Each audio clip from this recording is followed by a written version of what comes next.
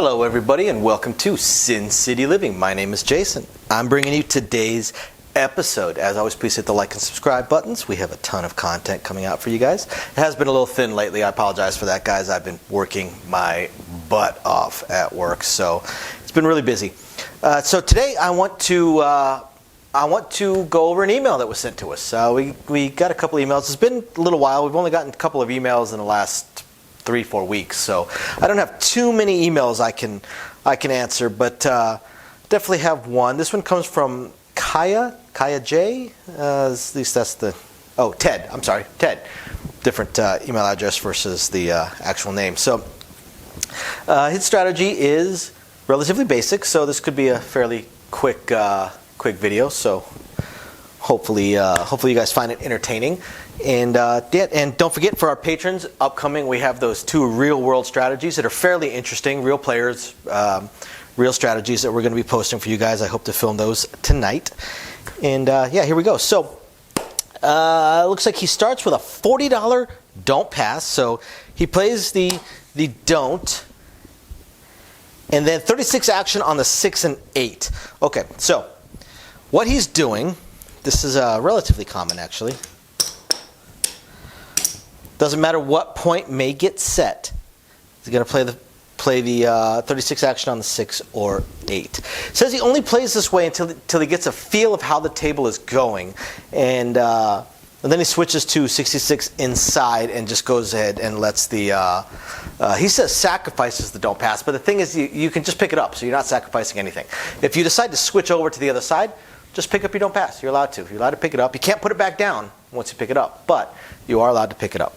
So this right here is semi-common, where you have a don't pass that is big enough to cover your place bets. The theory is that were a 7 to occur, you would lose 36 here, but you would win 40 there. Now, like any strategy, all strategies have their pluses and minuses. Every single strategy has weak points, strong points. This one actually has 2 weak points.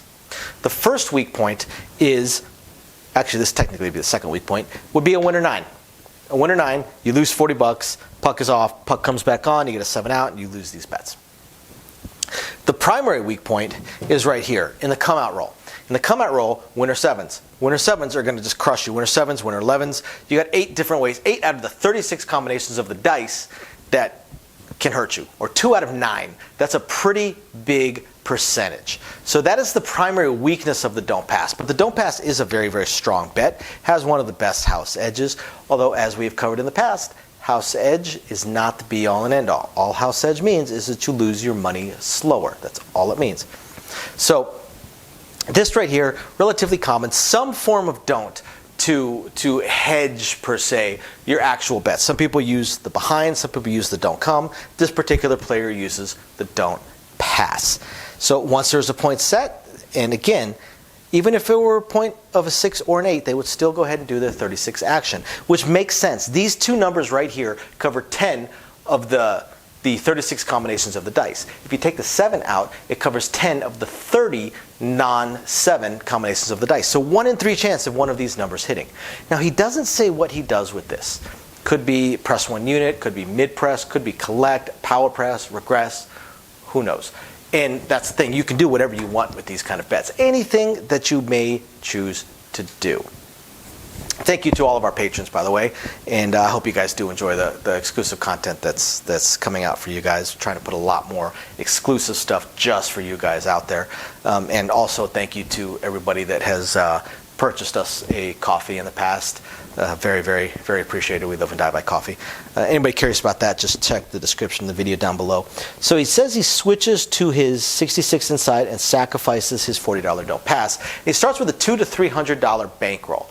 This is actually not a bad strategy for a $200 or $300 bankroll, because that winner, whatever the point may be, that winner that takes out the don't pass, that the odds favor you. You're going to win that don't pass more often than you lose it, at least as far as the point is concerned. However, when you factor in the potential losses on the come out roll, I have seen 4 7s come out in a row, and I have seen 9 7s and 11s come out in a row on a come out roll. I've seen up to 15 rolls of the dice on a come out roll without setting a point. That included some crap numbers, so of course the don't pass would win on most of those numbers. Obviously the 12 it would not. So there's 3 ways for it to win, 8 ways for it to lose. So that would crush it. But I've also seen an entire hour where there wasn't a winner 7 or a winner 11, the entire come out roll, all of them, every come out roll during that hour. So don't pass is not a bad bet. It's really, really not. But you can get very, very hurt right there. Once the point is set, regardless of what it may be, obviously the winners hurt you. Now, he says he goes to 66 inside, sacrifices his don't pass. What I'm thinking he may do is he may take his don't pass down, collect $10 of it, put 10 back in his rail, and go ahead and give himself the 5 and 9 using 30 of his don't pass. Rather than sacrifice it, rather than leave it there and bet your numbers, he may take it up and bet these numbers. But he could also leave it there and just throw in the $30. Maybe he's hit a couple of numbers. Maybe he waits till he hits 2 6s and 8s, and then he goes to a 66 inside and leaves his don't pass there. There's nothing wrong with that, especially if the point were a 4 or a 10. If the point were 4 or 10, I would probably leave that there. Outside of that, I might pick it up. I'm kind of a fan of picking a side when you're playing. Now, if the point is an inside number and you go ahead and go to 66 inside, you're not really picking a side. You have at least one number where you're betting both sides.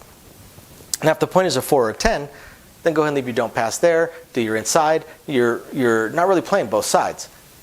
If an inside number hits, you don't lose anywhere. And if a 4 or 10 hits, of course you lose. But if the 7 comes, then you at least win over there. Hopefully you've hit a couple of these numbers, so at least you break even. For a $200 to $300 bankroll, this is not a terrible strategy at all. Not in the least. What I would do, and this is just me, is regardless of what the point may be, and in this one the point would be a 6. Regardless of what the point may be, I would probably do 66 inside from the get-go. Only if I had at least a $300 bankroll though. $200 bankroll, not a good idea. But a $300 bankroll, I'm going to see at least 2 shooters out of this. At least. Now, if an immediate 7 comes, if you get a PSO, a 0.7 out, you win 40, but you lose 66. So you lost $26. You lost $26, you're going to get to see some more shooters. If you don't have a 0.7 out, but you have an inside number that rolls, that's not the 6, you're going to collect a little bit. You're going to collect a little bit, and maybe you do a mid-press, and that's what I would do. I would do a mid-press situation like this. This is one of the few times where I would not expand it out to the 4 and 10 yet. I would do a mid-press situation with these numbers. So if a 5 were to roll, I would say, you know what, take me to a quarter. I would collect my $11, go to a quarter. A 3 rolls, no harm, no foul. Now a 6 roll, so this is a winner, so this would lose. Now right here I would say take me to 30.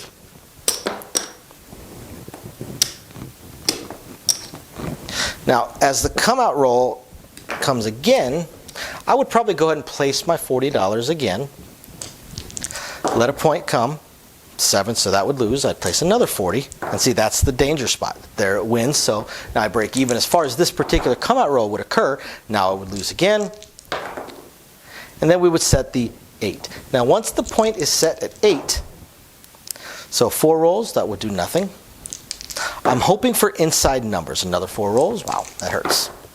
Now 12 rolls, yeah, so this is pretty painful. This is the painful part right here. So once again, I go to a quarter and I would collect $11. Now what you're noticing is 3 of my 4 bets are green. So even if, okay, so that was the worst case scenario. Even if one of these rolled, I would have turned this into a $30 bet. But instead, I lost my 40, and now I go back to a $30 bet there. Yeah, 35 right here. Instead of doing another 40, we'll go right there. So theoretically, this player has lost, between the wins and losses, has lost, I want to say 3 $40 bets. That's 120 bucks, right? Has 110 inside, plus that 30-something right there. So now we will go to and continue with the roll. So now we set the 9. And with an 8 rolls, now in this case, this is the part where I would say, go ahead and give me a 4. Collect 10. Now that I'm in the green, I want to start. In fact, I may even say, give me a $10 4 and collect the green. Now as an 8 rolls, now in this case, I would say, go ahead and take me to 42, because I would go into a mid-press situation here. Nah, can't do it with that. So I would go to 42, collect the rest. So you see what I would do? I would be trying to get myself up into a green. And actually, on this one, I would have placed the 10. But I could wait. Well, maybe I forgot, so now I'm going to place it on the 6. All right, but I would go table minimum. So now the 8 rolls, and I would say, okay, go ahead and give me 60. You know, go to the mid-press method. Now on 8 rolls, take me to 90.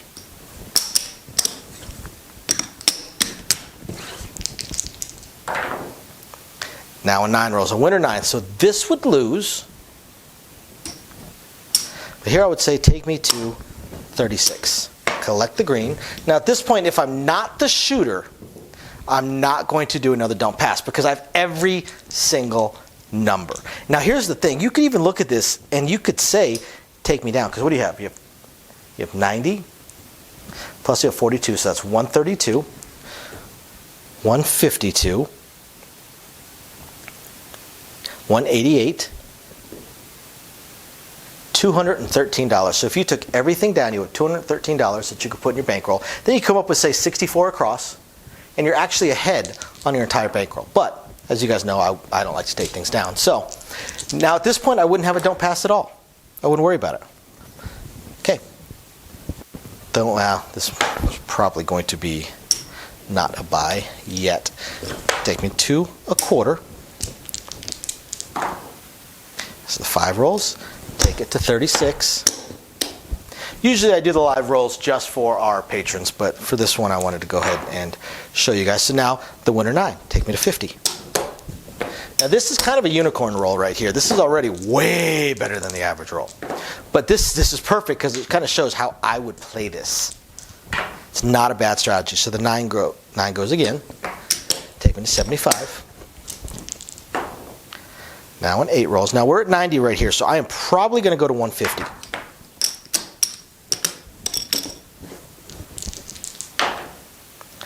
Winner 10. You throw in your $1. Now, throw in your $2. Collect a red. Go to a quarter. Yeah, this is a fantastic roll. So then the 6 comes. And now a 4 rolls. Throw in your $1. Press it to 50. Collect a green. 10. Throw in your $1. Collect a green. 9. So we are at 75. All right. Go to 1 1/4. Collect 55. So it pays 105. Now another 9 rolls. Now this is the interesting part. This is where you can either go to 200 or go all the way up. I'm going to go all the way up to 300 because we're already way ahead, way ahead. Once this roll ends, no matter what, if I started with a $200 or $300 bankroll, no matter what, once this roll ends, I am leaving. So I am up at least $100, if not more. A couple $100. Now the 5 rolls. Go to 50. And now the 7 goes. So the 7 out comes. Line away. So the investment into this shooter was less than $200. I do recall that.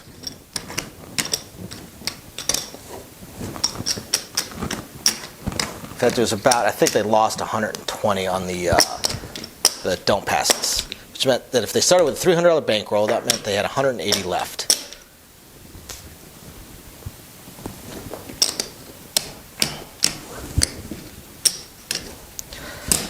So in their rack, they would have had 180 left, plus 451. That's $631. $631. They have more than doubled up. So that's how I would play this. Just me. Again, people can play this differently. So I hope you guys find this interesting, illuminating, enlightening, or at the very least, just plain fun. We will catch you guys next time. Bye now.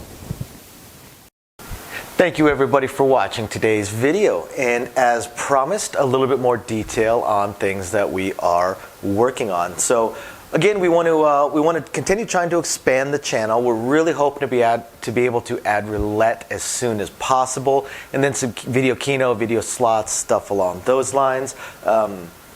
Unfortunately, it ate up almost all of our cash, paying off all of our bills during the month of January while we were down. And now that the holidays have ended, YouTube's payouts have dropped significantly. So we're kind of treading water here as far as all that goes. Do have a lot of things we want to add, though. Not just those things, those additional games, and hopefully some carnival games and such like that. But the live streams. The biggest problem right now with the live streams is with 3 jobs combined between the 2 of us, 4 if I include the 20 to 30 hours a week I'm putting into the YouTube channel. It's very, very difficult for me to have a day and time that I can commit to doing the live stream every single week, because we also have our very young child to take care of. But I'm trying to figure that out. I'm thinking it's probably going to end up being on Monday nights or Tuesday afternoons, or possibly both. I intend to do at least one live stream exclusively for our patrons, and then another one on the YouTube channel. So possibly both days. We also have a few other things that we really want to attempt to move forward on. I'm just running into either time or skill set issues. I do want to eventually have a website going for us. I did used to program websites over a decade ago. A lot of things have changed, and I just don't have that time.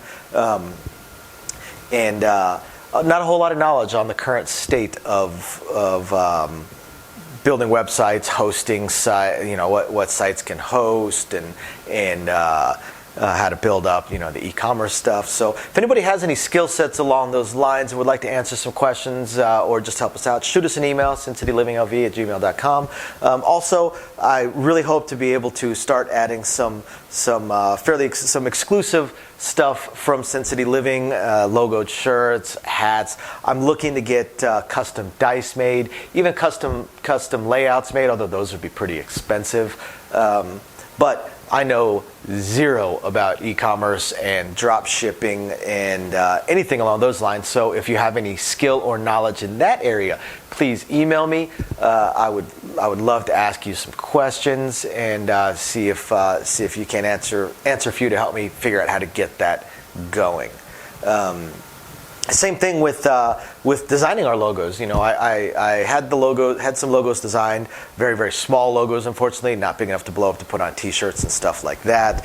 And again, I know I know nothing about logo design, graphic design, any kind of websites that could do it. I literally know nothing. So if you have any skill or knowledge in that area also, please email me, and you're willing to answer some questions, please email me and let me know. I'll admit I don't even know where to start as far as asking some questions, but I'm sure I'll ask a few, and that'll trigger a few more, so on and so forth. So yeah, there's that, and of course we do hope to continue to improve our AV setup, but I am an AV moron, so also right there, if you have any skill sets or knowledge in that area, please email me, and are willing to answer some questions. Please email me and let me know. We would love to help. Otherwise, again, thank you everybody for watching, and we're very excited to continue bringing you our videos. Bye now.